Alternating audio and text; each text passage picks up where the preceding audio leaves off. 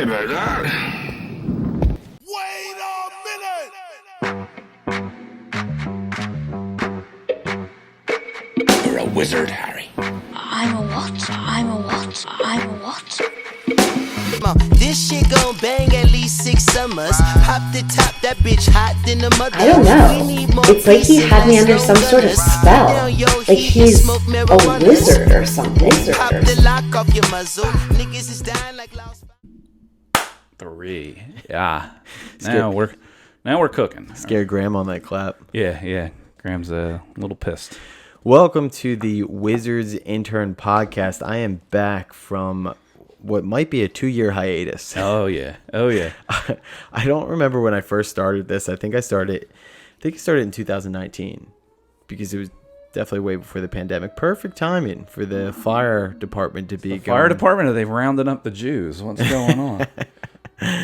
It's South Jersey, baby. But yeah, I think I started in 2019, and then with my buddy Stretch, and for a number of different reasons, I just stopped doing it, and I've been meaning to get. I've been paying the subscription fee. For the online Libsyn. pod thing. Yeah, like for every single month. Not that it's breaking the bank. Wow, that is loud. Yeah, we'll start over. Yeah. No, it's okay. I'm going to keep it in. Keep it in there. Might be in the background. You could probably kill the background noise a little bit, but that's a little. That's a fire alarm. Aggressive, yeah. Oh, dude, coming up here, I almost pushed in where you said to put in the number or whatever to get buzzed up. The first keypad I saw, I was about to start pressing it, but then I saw the red fire alarm thing. And I was like, I wonder what would happen if I started putting in the numbers. And maybe that's what happened. Maybe you pressed the wrong button. They got 2 keypads when you walk in. The one is like an emergency fire alarm one, and the other one is to get buzzed up. So yeah. God, yeah. The fire department, I realize, is right down the street. So whenever they go out, it's very loud. Coming from you guys live in South Jersey in the new studio. What do you think? New studio. It's a great setup. Who did you say that this picture was of right there? This is Stevie Wonder. That's Stevie Wonder? Old or a young Stevie Wonder. I was gonna say, okay, I'm not familiar with the young Stevie Wonder, but now I can see it with the glasses and then what do we got over here? I forget who my dad. Rocky. And that's Rocky. Yeah. My dad saw this one time and he was like, "Who is that?" He said somebody. God, I can't remember. He said somebody like way off. I was like, "No, it's Stevie Wonder." I can't remember. It'll come to me. But yeah. I mean, thank God that you told me how to get this studio set up, and I've been on such a hiatus with this podcast, and we were just talking about this before, but you think about all these different things that you want to do. You have these ideas. I keep buying equipment, and then I'm like, I'm not even doing like I gotta just get it going, and then I'll figure out the equipment and how to make it look nice and all that stuff from there. But immediately I start getting into like, what if I got a sign? What if I got a sign right here? Yeah, it's like, I have no content. Get a nice custom-made neon sign with the name of the podcast on here and everything. Put that right there. Go with about $1,500 into it, and then figure out if you can start putting stuff out after the fact. You know, that's exactly what I do. And then I get way ahead of myself before I even start, and I'm like, I just got to get this going again. Yeah, get in a rhythm. Podcasting is the way to go, I think. That's all it is right now, really. I mean, you see anything, any business, any person, anybody that just wants to. There's not enough people just shouting their opinions out into the void online, and now they it's what everybody's doing, and especially not enough white guys. No, definitely not enough speaking their mind. Yeah, no, definitely. It's just there's a need for it. There's a need, and the gap needs to be filled, and that's. It's honestly this big hole in the industry that we're not seeing a lot of, and it's white guys speaking their minds on podcasts, and that's where Dan and I were like, we got something big cooking here. That's what we got, something really big. We're cornering a market here. There's an absolute need for this, and we're not coming in too late. Yeah. We're coming in, I think, at just the right time. Just the right time. It hasn't even peaked yet. We're on the ground floor still. Yeah. Some people started in the early 2000s. We're coming now in 2021. Oh yeah. God, I feel like everything I'm doing is always after it's gone.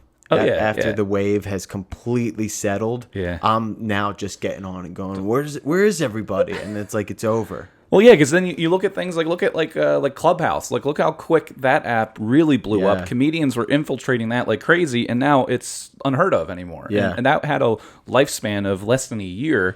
So it's just like, and there's all these other social apps that come up all the time. And, I work in that field, so I see it all the time of just like, this is going to be the hot new thing, or this is going to be the big thing here. And it's like, people say that all the time, but maybe 1 or 2 out of 10 of those actually works. Like TikTok, people were talking all types of shit on that for so long, and now that's the one that's stuck. It's like, how are you supposed to know? Yeah. There's no real way, I guess. I did not think that TikTok was going to be sticking around for very long. I was definitely in the beginning like, I was hating on it. Now I have one.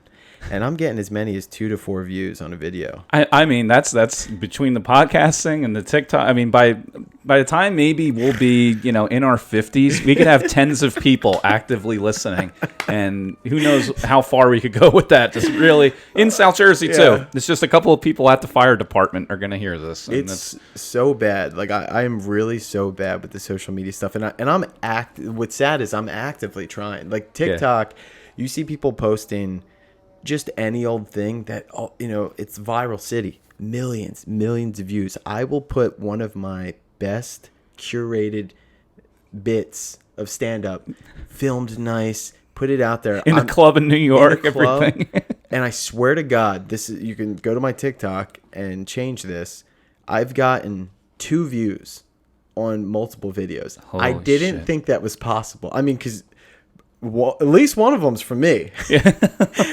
And I didn't think it was possible to get that little of views on TikTok. But I have found a way. Jesus. And you know what? I browse through there just to see what the kids are doing. I'm in like the prime like old man stage of my late 20s where I'm just like shouting at kids riding their bikes too close to my lawn, anything really. Yeah. So I'm on there. I'm just trying to see what people are doing. The problem with TikTok is that like you either need to have a disability or tits to really blow up on there. I mean, if we're being honest, if you're looking at a lot of the stuff, and I love disability. If I had a nice set of tits, that would really help me sell some tickets. Yeah, and if I was just exposed to some type of nuclear waste at some point, I would probably have a big following on there too. It's we're just so plain and white and boring. I know, and that's the problem. We need to go out and like destroy our lives and then blow up on TikTok. I see a lot of really interesting, a lot of cool stuff on there, but it is matched time and time again by just absolute garbage on there. Yeah. It's just, there's some stuff that it's just like, why does this person have 15 million followers? But it's, you could sit back and either complain about it or just try and do something, right. At least getting out there. But I choose to sit back and complain. Oh yeah, that's what I'm doing too. Last night I actually tried. I was like, let me do one of these, little TikTok trends with one of their effects or something like that. I'll do it for like a South Jersey based thing. So I did one making fun of the Jersey Shore with 5 different shore towns. It's like someone's audio, like talking about, really rich, accents, and then like a country, like, really poverty sounding one. Yeah. So I did that, and I did all the really rich shore towns. Like you got Stone Harbor, you got Longport, you got Margate, and then Wildwood was like the poor one. So I did that. And what TikTok is that they start realizing like what's going to work well and what people are engaging with. They gave it 400 something views in the first 20 minutes that I posted it. And you're like, oh baby, here I was it goes, like, oh viral. shit. I was like, and I was like in bed. I'm like, oh man, here it goes. It started. I would refresh it, and it would about time. Yeah, I would refresh it. There'd be 20 new views on it. By the time I woke up this morning, there was 5 total or 7 total likes, and the views went up and capped out at 580 or something. Yeah. It was like, it's just that algorithm out of all the social platforms, I think probably has one of the biggest mysteries behind it. I would say it's really confusing, and it's also confusing just figuring out which are the social media or the newest things that are going to stick, because you see something like TikTok, where I did not think it was going to stick. It seems to continue to be doing extremely well. And then you also talk to younger people, and I keep hearing more and more, oh, I saw this on TikTok. It seems to only be getting bigger. Yeah. Instagram is still going strong. Facebook will hold that thing up, though. Facebook has died. Yeah, it has. That is just a form of the biggest thing, and now it's dead. It's just old people just ranting or talking about their surgeries, and that's why it's a different form of entertainment for me on there. Usually, you go in there to stay in the know with people or this or that, but now you go on there to either get into an argument or just find something so insane in your local town Facebook group that it just is purely hilarious. Yeah, it's a mentally ill hub. Like if you want to go in and connect with other mentally ill people, which is, you could say that for most of the internet, but there at least seems to be a level of control with Instagram, and I guess it's because at least I am more selective about who I follow on there. Where Facebook, it's like I'm connected with all these people at this point that I'm like, I don't even know 90% of the people that are in my newsfeed. How many friends do you have on Facebook? I don't know, but like because over the past couple of years, you just started getting random requests from people, and I don't know why and when that started to happen, but I just stupidly just accepted most people, and then next thing you know, my whole Facebook is messed up, and there's all these people that I have no idea who they are. Whereas Instagram, I'm definitely more. The people that I follow are people that I'm generally friends with or I've connected with personally in some way. Yeah. Well, especially in comedy, people's idea of networking is adding someone on Facebook that you've never met before, or you brush shoulders at an open mic once a year and a half ago. And a lot of that stuff, unless I've actually done an open mic with them or I've seen them around or something, I'll accept stuff. But I get friend requests from people all over the country just because they just mass add everybody from people they may know, because it's just like, oh, well, if they're doing comedy, if their picture is them doing comedy, they might be somebody good to have as a connection down the road. But it's like you have no idea who the person is, and it just kills your engagement on there because they don't know you. There was a point where all of those requests, like a couple years ago, started to come in where I go, oh my God, I'm getting recognized by people. Like, I could look back every single year. Like, I could look back last year, and every year as I move forward, I look back on the previous year and go, oh my God, I was really dumb. Yeah. Mentally, I'm like, what is wrong with me? Oh yeah. Yeah. Oh my God. Yeah. And a lot of it's comedy related. I mean, how comedy, up and down. God, it's so peaks and valleys. Absolutely. You want to hear the most recent thing? Oh yeah. What's the most recent one that happened to me? So it's just been so hot and cold lately, dude, where it really just crushes you sometimes. So I'll start with the hot. Most recent, great thing that's happened to me in comedy was getting to open for Kevin Nealon and Joel's. It was awesome. Amazing. So you go from doing these sold out shows, opening for one of my favorite comedians of all time, Kevin Nealon, Saturday Night Live, Dana Carvey, like he's connected in the business and with comedy legends. Just done a ton of stuff with a ton of A-listers across the board, and I love his humor. Can be very dry at times. I love it. Yeah, it was so funny. It was a masterclass in writing. Just watching him, and he was just so relaxed and comfortable. And obviously he's been doing it for I don't know 40 years. Yeah, whatever it is. And sold out shows. We did five sold out shows. Rivers Casino, 2 at Joel's Friday, 2 at Joel's Saturday.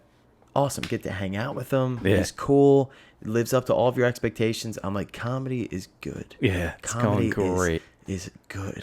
That's Thursday, Friday, and Saturday. And then what happens Sunday morning out on beyond that? So it wasn't Sunday morning, but this was last night. Last night. I'm coming off of it fresh. Today's Saturday, so last night. What was last night? So last night I have a show at Stand Up New York. Mm-hmm. And when I say show, I mean bringer show, because I'm still trying to get into clubs. Yeah. And so I've done, I'm not going to say any names, but I've done a couple of bringer shows for these people that have run it before. And I think I've probably done 2.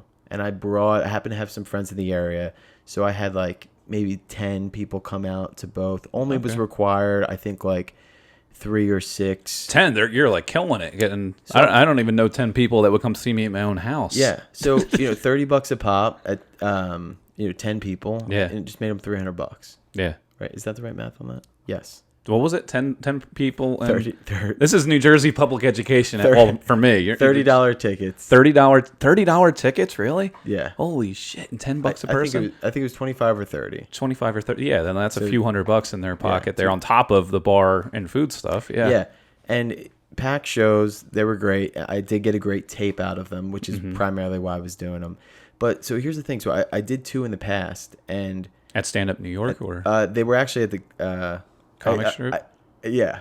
Oh, okay. Yeah. Same running. Okay. Yeah. So, I don't want to say any names. People might. I mean, Who gives a shit? No.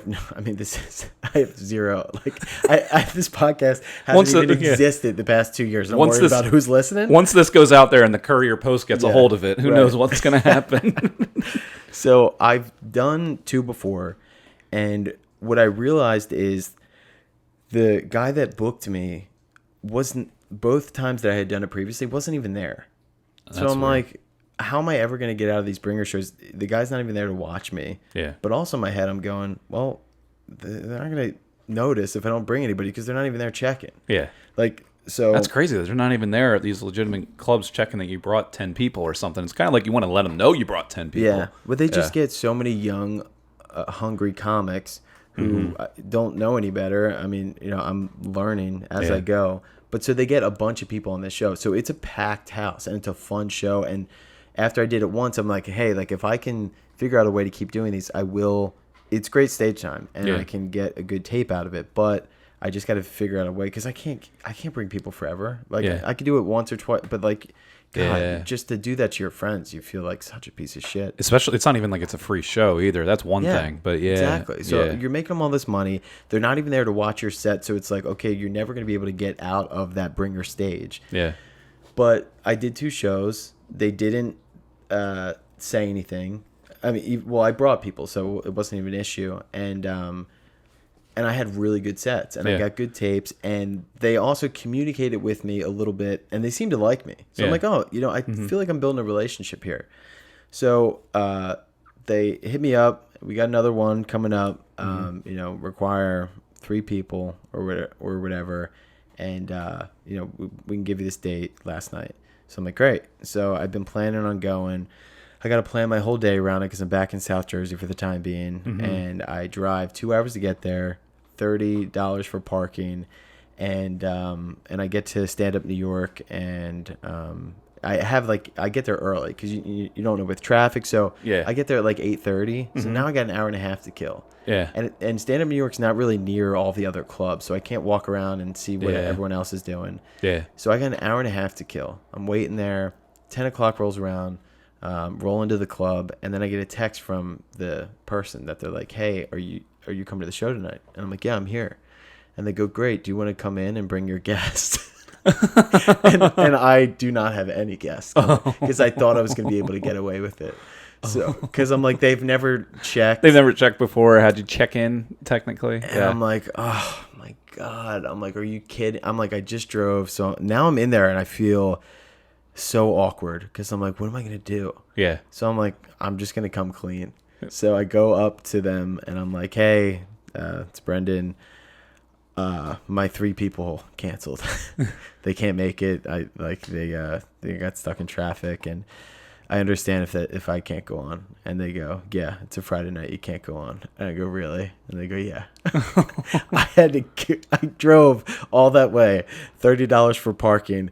I just had to drive all the way home. Got home at 2 a.m. Oh my God. And I didn't even do 5 minutes. Jesus. And I wasted money. I got nothing out of it. I was embarrassed.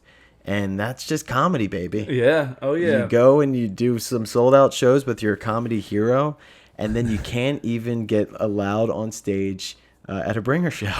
Yeah, there wasn't any other shows going on up there that at that point I was so embarrassed and upset that I was like, I'm going the fuck home. Yeah.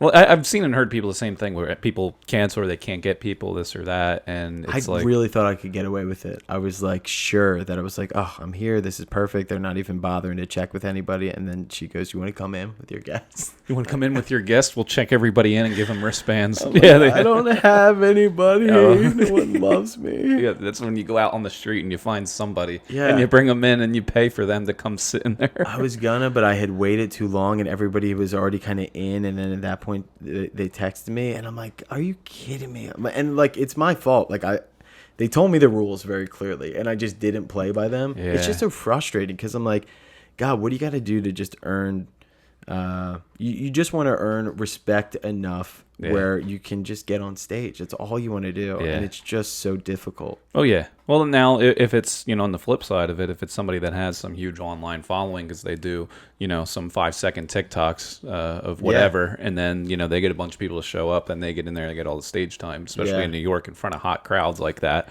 That's where it's like kind of the stuff. It's like this is where it comes back to the white guys complaining about we need to be heard. Yeah.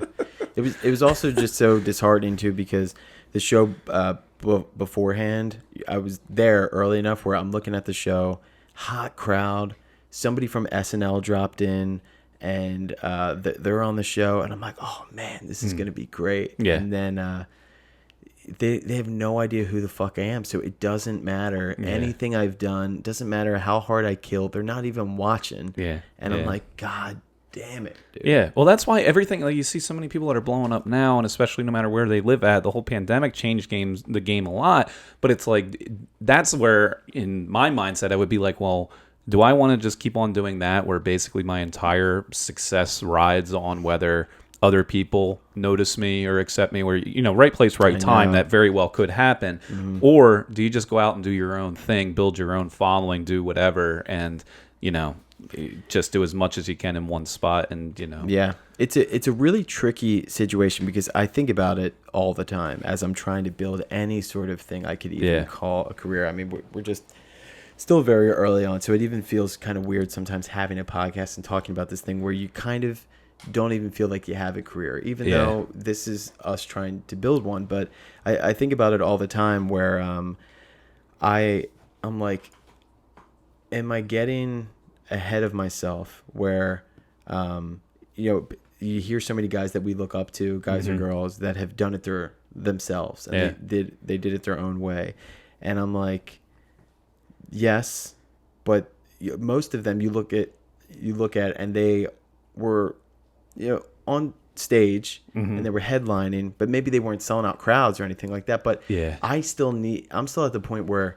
I want more stage time so that I can get so I can really develop. So I feel like to even get to that point where you can go off and do your own thing, I mean, I don't know. But you do see some people do it. Some people jump so far ahead with online stuff. They start headlining because it doesn't even matter. And then they start working on developing their act as a headliner, which is crazy. And it does seem backwards, but hey, whatever you got to do, I guess. Yeah. It gets crazy like that because you see it on either side of the coin with people that get way out in front of themselves because they blow up elsewhere, and then they try and go into stand-up or something. And I realized that with stand-up, at least, you can blow up on outside things, whether you're a guy or a girl. You could be some hot model, you could be some funny guy on the internet, whatever it is, girl or guy. You could do either one of those things and you can blow up and get a huge following. A lot of the people then turn to, for whatever reason, turn to stand-up because it's just another way that you can make money by showing up and people seeing you somewhere. If you just show up in like the middle of a public square or something, you're not like charging tickets. So it's like you can charge tickets and get people to show up and watch you do a performance, quote unquote. But like, I guess that's why a lot of these people kind of infiltrate into stand-up. You see a lot of actors that start doing it after a while, but it's like they don't have much of an act sometimes, But they know that they can make money. Yeah. Because they're like, I have the following. Exactly. People will pay to see me. Yeah. I don't give a fuck. Yeah. Even though it's like, that's the opposite of why I got into this. I of course, didn't get into stand-up for the money. I love stand-up, and I want to eventually be the one that's selling tickets. But from my stand-up, it's like this weird catch-22, but... Yeah, because you have that, and then you have people that, can absolutely murder and level rooms. You and I know plenty of those people. They could level rooms, but if they were to go outside of where their general local area is, even in that general area, they're not packing out places. Right. And it just, that can be disheartening very much. That's what I was going to say. It's just like you could be an absolute murderer and not be able to move any ticket. It's just... what's funny, too? You talk to a lot of people, and they go, well, it's not going to last. Their act, they're not going to be able, it's not sustainable. I don't know. I think that they'll be fine. I think that a lot of them continue to just rise. Like, people say that all the time with, with money. If you grow up poor, you kind of got to do things yourselves and go, well, you'll be better off. I think that some people start rich and then they just get richer. That'd be like if you're in a race and you're starting on the 100-yard dash. You're starting on the 1-yard line, and then there's a guy on the 50, and then they go, "Hey, well, you'll be better off." And I'm like, "He's way further ahead. How am I gonna? I'm never gonna catch up. How would I be better off? He has a huge head start. He's gonna win. He will always win because I can't Yeah. I'm so far behind. That's like one of those things. Then you got to try and get some motivational speaker to be there about, if you just, put in hard work, this and that. All that stuff is true. I mean, I grew up with a lot of guys that had absolutely nothing, but it's like they're doing well for themselves, but they're not doing like, CEO 6-figure level type of well for themselves, because other guys, could have the, parents that were a legacy at an Ivy League school, or somebody that gives them a, loan to go out and start a business. But to be able to get that from nothing, like they have a head start, basically. And we should just call this podcast White Guys Complaining. But I'm very grateful for everything I have. I'm just saying, sometimes it's funny when people go, well, you'll be better off. I think that they'll be fine. Yeah. I think that they'll just continue to do well and do better. Yeah. Well, that's the great thing about stand-up. And you might be able to surpass them Yeah. at some point. But I'm just saying, like, those people will still be doing good. Yeah. Yeah. No, and that's the great thing about, having, in stand-up especially. You can talk to so many people and get so many what their I guess story has been coming up either through stand-up or just life in general, whether it's, two straight white guys from South Jersey, or, people from all different backgrounds and different ethnicities and sexualities, whatever it is, because they can be so many wide ranges, and us white guys got a lot to complain about too. It's getting so out of hand with how progressive things are. I was thinking about this the other day. Do you think that it's going to get so progressive to the point where when we are parents, we're going to have maybe a kid, say if one of them is going to come out as straight, and they're going to go, Dad, I don't know how to tell you this, but I'm straight. And I'm going to go, oh, no, everyone's going to think you're homophobic. You're already white. People think you're racist. Why would you do this? Yeah, exactly. It's definitely going to head in that area. I think it's getting to that point where our kids are going to come out of the closet as straight. And I'm going to go, no, son of mine. No, son of mine. I'm like, oh, can you at least hook up with a person of color? Yeah. You need to please. White guys. No white guys. Don't make this harder for yourself. This is going to be a tough road for you. Yeah. It's really going to go that way. To be honest, I mean, you can see it with every. I mean, who knows? I mean, everything now. Look how quickly everything changes. Like you think that you've seen, like, okay, this is the batshit craziest thing I have ever seen, and then 3 hours go by, and you're like, holy shit! Now this is the batshit craziest thing I've ever seen. The internet has just broken.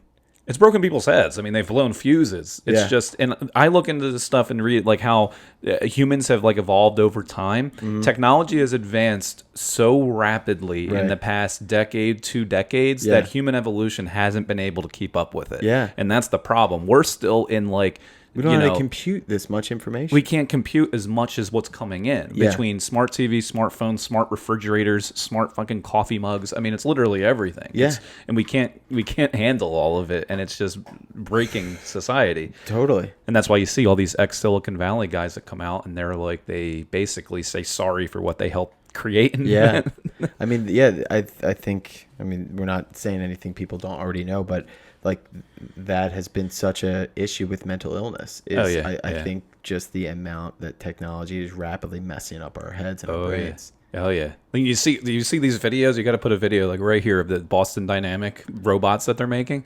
These little things that look straight out of a Black Mirror episode. Is this what Elon's doing, or is this? No, this is a different. It's a company. I think it's called Boston Dynamics, Boston something. Really? And I believe they're in Boston. It's a Philadelphia-based company. Yeah, that would be like the Philadelphia cream cheese being made in New York, which is the biggest fucking shit show ever. Is that cream cheese has never been made in Philadelphia? But really? It's a whole other story. Yeah, this Philadelphia. Is where Dan draws the line. This is where I draw the line. This is where I start going off on a tangent. And just when I thought things were going, the cream cheese. The cream cheese. The cream cheese is where things are getting out of control. I'm sorry, Graham. Sorry. Dan gets excited about it. Yeah, sorry. Cream cheese has always been made in this upstate New York place. They use the name Philadelphia because Philadelphia was like a dairy capital of the world. Why do you know so much about the cream cheese? Well, this is where my whole the one joke that usually works anywhere is my OJ thing. Is I went down a rabbit hole on like exactly how everything came to be, and the same thing with Philadelphia cream cheese is that it was always made since like the 1800s in New York, but the New York company realized that Philadelphia was like a dairy capital of the world at the time, and they just latched onto the name Philadelphia, and they called it Philadelphia cream cheese. And that's why I hate their marketing is all like, be Philly and Philly this and Philly that. It's like, you're in New York. It's not a Philly company. It is fraud. It's false advertising is what it is. False advertising. And what we were talking about? Oh, these robots. Yeah. You ever see that Black Mirror episode with that little robot that, like, basically this company is making these robots so human-like, so lifelike, like they move and they look exactly like humans doing gymnastics, and now they have them doing parkour, like jumping, like they can literally jump like clean over someone's head, and they move and act like humans. They look like robots. They don't have like skin and stuff. They look like a robot, but they can run with their legs. Move that way? They can move that way. They like can run. They jump. Yeah, and they're creating them. And I'm just like, at what point are you going to regret creating this technology because they're going to just take things over? Yeah. It had to be done in what movie? Was it in iRobot where something happens? Yeah, where, iRobot. Yeah. They're like the police. Yeah. Like they have the robots programmed to do all this stuff, and Will Smith's like, I don't trust it, man. The only one. He's like, I don't trust these robots. Yeah. He was the conspiracy theorist and not to trust the robots, and now it's just like it's going down. It seems like it's like this is the start of one of these movies. Yeah. It seems like that's what it is. It literally is the plot to so many movies that we've seen. It's funny you said that. My brother was telling me yesterday that Elon Musk is coming out with, I forget what they're called, humanoids? Yeah, he's coming out with something like which is like, I guess essentially the similar idea of like these life like robots. Where in my mind, that pisses me off so much because I'm like, Elon, could you take the weekend and cure diabetes? Like, do we really need robots being able to sprint? Isn't there, cancer, diabetes? Can we check that off the list real quick? You got to be the voice of the movement. You're the diabetic bad boy. You got to come out and I've been saying this, dude. You got to come out and just, how could they not figure this out yet when we got Teslas and shit where it's like, come on, somebody step up to the plate. Yeah, someone's got to go after that. Jesus. You're figuring out everything else, and between Elon Musk and Zuckerberg, I mean, these are the guys that look like robots and act like, I mean, who knows? Elon might be a robot. I mean, you look at his face, you look like they just threw skin over a robot. It's exactly what he looks like, and he's always coming up with stuff like that. Zuckerberg's thing is this virtual reality thing, like I guess because Facebook acquired Oculus, really? And they're trying to make like meeting. It looked like it was more of a meeting thing where they're sitting all around a desk. He did it on like CBS this morning or something. They all put on like the virtual reality things, and then it's like everybody has their own character or whatever. But of course, they're all sitting there, all smiling at desk and everything. I was like, that's not real life like at all. What if you're sitting in a meeting and you just want to start banging your fucking head on the desk? You want to take your dick out? How is that going to incorporate into this virtual environment? I just don't. I don't know that I see the need for a lot of that stuff. Like, what are they using? Why invest so much time and energy into? And this might sound incredibly stupid because I didn't even know that this existed. So cut me some slack. But what are we doing with sprinting robots? Why do we need them? That's what I don't know why they're. I haven't read into. Why do we need a parkour robot? That's what I'm like. We don't even need parkour people. It's like if you want to send those into some like war zone or something like that, but then who says that we don't leave those somewhere and then they're used against us? And it's like, well, wait a second, what did we create? And it's like, I guess what is the idea? Maybe for war or something? I don't know. I think this is like that would be good. Yeah, it could be, or it could backfire. Yeah. I mean, it would be like in World War II, how those the Russians would tie bombs to dogs and send them under tanks and blow them up. I mean, Graham. Good thing Graham wasn't living in Russia in the 30s. But I mean, it's basically a more modern version of that. But it's a lot of the things now. Though you see, it's like. Why? It's like I could see what's the saying? Like I could see, you could, but you never thought about whether you should. Yeah. It's a lot. That's what I'm saying. With these robots, I know that we can do it, but why? Yeah. Should we do it? This is some private company. They very well could just be some contractor for whoever, and they could sell it to the government or something, or that could be their end game. I have no idea. But just a private company out there building these things. I mean, it's pretty cool, but it's just like what could possibly be the what's the risk reward here? Yeah. Like, what is the good? I mean, let me ask you this: if you had to send a robot into battle and like do something like that, like Russia, and strap a bomb to him, would you feel bad doing that? Oh no, and that's where it's robot. that's where it's going to start getting to, which The probably ethics could. behind it. Yeah, the ethics behind the robotic, and I think that was actually an episode of Black Mirror as well. Maybe I've watched too much of that show. Maybe I've watched. It's a good show. It is really good. So good. I got to get back Yeah. on that. I've seen most of them. Oh, there's a lot of really good ones that you should watch that are on there. But the thing about it is that it's not too far away from reality. Yeah. It's like right on the surface of like, if this isn't happening right now, it very well could be. The biggest probably example of it is their social score episode that they had, because China has something like that. Really? Where you have like a score based on what you do, and the whole episode goes through all these different things, and like she can't apply to get into a certain housing development until she gets a certain social score, but you get rated by people in public. And it's kind of like, yeah, welcome to the life of like doing comedy, where you could on stage you want everybody to like you, but if they don't, it's like you're kind of fucked. Like Right. you have to come across someone likable, otherwise they're not going to laugh. So this girl, she needs everybody around her to rate her good, public interactions and everything, so that she can get into this housing thing. But she gets into an argument at the airport and they dock her points, and then she can't get on a flight. Like, it's like shit like that. Oh, and then does she get involved in like a... She was going to a wedding and she starts hitchhiking. No, I'm thinking of a different one, but a similar kind of... I don't know if I've seen that one, but there's one where they're like locked in a thing as slaves and they got to earn enough points to get out. Yeah. That's You know what another that one is? too. That one was freaky, and then the guy Yeah. falls in love with her. And Yeah. and she gets into that scandal, which I won't say. Oh yeah. The episodes go in so many different directions on there, but they're great. And it's just you can So watch good. You can watch enough of that. You can read enough stuff online, and then all of a sudden you're just like, all right, this company making these robots is going to sell them to another country, and they're going to come and backfire. Yeah, it's so bizarre, dude. Like it really. That's why the show is so good, because there's each episode you're like, I can kind of see that happening in the future. Oh yeah. Between that and anything else, I mean, just imagine going back like 20 or 30 years ago and just explaining just like top level stuff that's going on right now. And 20 or 30 years, we're talking 20 years ago was only 2001. At this point, I'm still one of those people that thinks when I'm talking 20 years ago, I'm thinking 1980. I have no idea why that's the Even though benchmark. you were born in the 90s. Yeah, I was born in 92, but for whatever reason, I think it's just like 80. Like That's true. I do feel that way too. 2000, and you're kind of like 20 years ago, like, yeah, maybe like 85, maybe 80 something. It's like now 9/11 was 20 years ago at this point. Yeah, that is really funny. You know what I feel like part of that is, when we were growing up, they would do like themed parties, and it'd be like 70s, 80s, and those decades seemed so long ago, 20 years ago, 10 years ago, but now they're doing 90s themed parties. But I'm like, that's how I grew up, so that doesn't seem that long ago, even though it's almost 30 years ago. Oh man, we're at that age where we're starting to see that, huh? Yeah. I hear people say that all the time now. It's like, I'm at the age where, all my friends are getting married, or all my friends are having babies or whatever. Losing 2 friends a day. I think at this point, I'm 29. You said you're losing 2 friends a day Losing with 2 that? friends. The newest pandemic in my life is losing friends to engagement left and right. It's like Everyone's going down. Yeah, everyone's, and that's where I'm at. I'm with vaccinated. Yeah, so you're vaccinated. You got the snip. yeah. I need to go. I should probably schedule an appointment. I'll go down the street and get the old snipperoo. We'll Yeah. tell Rachel about that one. Yeah.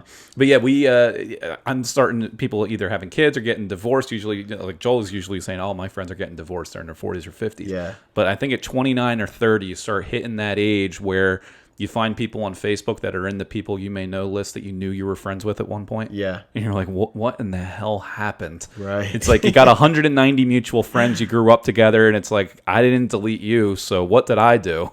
and then you also will check them out, and some people have, like, you've gone this way in life and they've gone completely this way. Yeah. And it's weird to start to see a lot of the people that you grew up with as adults, and where they I don't want to say wound up, because obviously we're still young, but where they're headed. Yeah, you Where can you're just like, see some people where have 3 kids already, and you're like, what? Yeah, it's usually the people that shouldn't have kids are the ones that do. I would say 100% of the Most, time. I have a lot. I wouldn't say most, but I have a lot of friends that I see that have kids, and I'm just like, in high school or middle school, high school, whenever it was, I was like, Yeah. you were probably the last person I would think that should, like, you failed health class senior year. Well, at the age that we're at now, I think that we're just really getting to the point where our friends are having kids on purpose. Yeah, on purpose. A couple of years ago, there was really not many people that were doing it on purpose. Yeah. Because we were still, 25, 26. Maybe a couple girls I knew were like already having,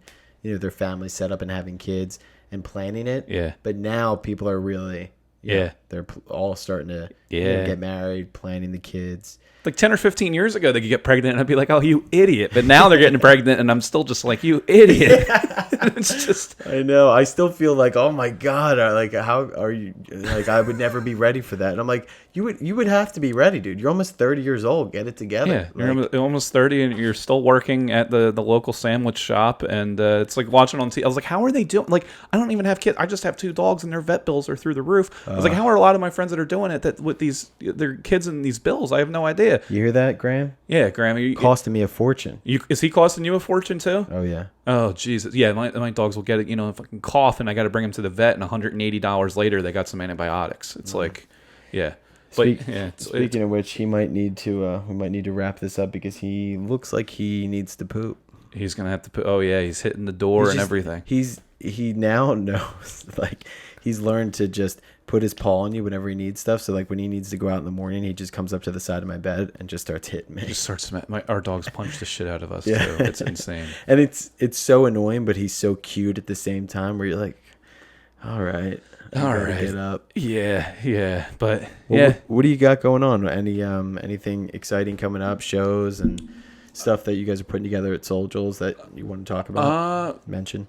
Soul Joel stuff's just still pumping out there. You know, every Thursday night there's fundraisers. I'm still in Jersey here, so I'm doing a lot more of the off-site stuff. Yeah. I was on a show last weekend there at Bonnie McFarlane, and how was that? Oh, murder! Yeah, killer. Killed it. She killed it. Ari Feindling was on there as well, featuring. Killed it. Everybody did great. Great show. I find myself out there a lot less because now we're doing these off-site ones. You know, the original Soul Joel Productions. Yeah. Before he had the club, so we're doing those all in South Jersey. We got Rivers Casino now, so nice. Depending on what's awesome. Yeah. So I'm gonna host for Jamie Kennedy next Friday there. Nice. So doing that, doing the show next Saturday over here on the farm out there in Chemung. With Philly favorite Chip Chantry. Bill Chang is going to be there. Oh, if you guys haven't seen Bill Chang mops the floors with white women. Oh my God. Yeah. And he murders. Oh man. I've never seen Bill not absolutely destroyed. He destroys. Chip's yeah. Chip's Chip's maybe the nicest guy I've ever met in comedy.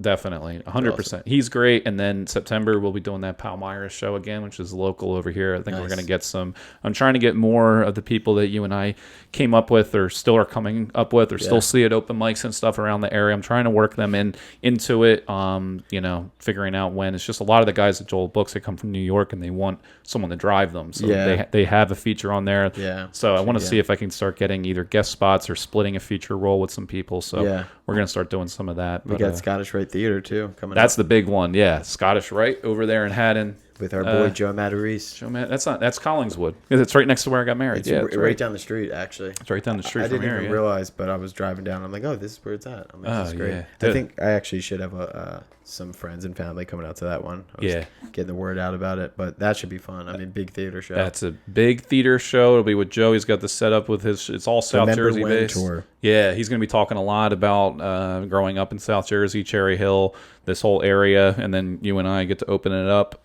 Should be great. So it's like a 700-800 seat theater, something like that. Yeah, it's a cool change up of a normal show too, because what Joe does is he calls it the Remember When tour, where he brings up basically pictures behind him as he's doing stand up and talking about what it was like kind of growing up around this area in, I guess, the 80s. 70s, 80s. Yeah, yep. And just, you know, what it was like from the playgrounds that they used to play on to, you know, what it was like picking up girls back then, the different places they would go to. And it's really fun and it's different and it's exciting. Like, it's a interesting theme to a show, which is not what, you know, we normally get to do, which is pretty cool. Yeah, it's not a standard stand-up show, but it's all jokes and it's just more, there's more audio-visual components. And he's going to have a band backing him up there as well. Oh, really? So there's going to be a band playing music. I don't know the exact details of it, but they're going to be backing him up playing some songs, and he's going to incorporate some of his bits into it. So, yeah, his tickets are on, you know, joematarese.com, or look up Scottish Rite. They have it on their website, and probably on you or I social channels as well. Yeah. So that'll be fun. You know what I was thinking about too? I'll just run this by you and then we can wrap this up. Oh yeah. But I was thinking about at Joel's, I don't know if this is possible, but we should start like a new material Monday show or something. You know, I was talking to James, the great James Mattern, the commissioner of comedy. I was texting him last night about how much I appreciate his podcast. Yeah, you got to. That's one podcast. If you're involved in comedy, listen to the commissioner of comedy. I listen to it every week driving either spirits to or from an open mic because that's the perfect. You know, I mean, after my night last night, I like flipped it on. I was so pissed, and then I was like, all right, this is gonna be fun. This is like, it's part of the journey. Yeah, it is. Yeah, and that's what he calls it, the journey. But yeah, he was talking at the Bonnie McFarlane show. He hosts, or he's usually on, or he's a part of the New Joke Monday or New Material Monday or something at the Cellar with Will Sylvans. I can't pronounce his last name. Yeah, so he does that there. I just want to work on new stuff. Yeah, and I've been working on I'm trying to do that. I've had people reach out to me because I host the open mics there. About doing, they're like, why don't you do something that's like, you know, like a Kill Tony spinoff? And it's like, I don't want to, just rip off Kill Tony. It's an amazing show, but like, I don't want to just do that. But same thing. I've thought of trying to do something like that and not have it just be a standard open mic, or even do showcases or something different. So something like that, we'll have to definitely be up to doing that. So if anyone has ideas, if anyone has an idea for that, for a new material one where you go up and just straight do that, make it kind of, that'd be fun, interactive, or, because if you step away from your own thoughts and materials and have other people chime in, it really does help a lot. And that makes it a lot of fun sometimes, but you can kind of mess around. Like I saw the guys at Raven are starting to do like riffing. I forget what they call it, but just two comics get on stage and kind of just riff back and forth with some new stuff. And I'm like, anything to kind of change it up these days and make it a little bit interesting is cool. That's why I like the Nacho mic that they did in Philly. That was one of the first open mics I regularly went to, where you would have a minute where you could spin off some random material or joke or question, which is awesome. Really good. I think Casey started that. I mean, obviously, like Betty, John, and Manny and them run that, but nice. I think Casey saw it at an open mic somewhere in Virginia or something, and then kind of brought it up here, and I enjoy the format. So, yeah. Cool, man. Well, thanks for coming on. This has been Wizards Intern Podcast. I don't know what episode this is because it's been 2 years since I've done one, but I'm going to fire it back up, and I want to just do it like this and just start just having, free flow conversations with friends, with comics, I would say mostly, and just get it cracking again. Yeah, get it going. Maybe get it going. Just start doing it. Have the convos. Put it out there. Gives you stuff to put out. I think that'd be great. Well, thanks for being my. I would say really the first guest of the new wave. The new wave of it. Oh yeah. So it's been a pleasure. Cool. All right. Thanks, you guys. Me and the dog are gonna go poop.